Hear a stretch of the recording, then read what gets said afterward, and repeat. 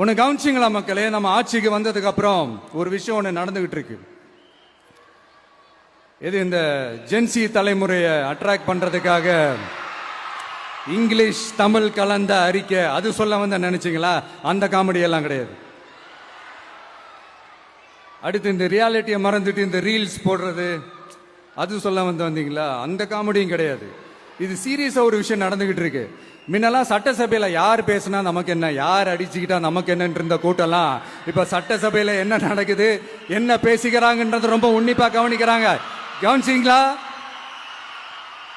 திமுக ஸ்டைல்லயே சொல்லணும்னா ரீல்ஸ் போட்ட கூட்டம்லாம் இப்ப நியூஸ் பார்த்துக்கிட்டு இருக்கிறாங்க.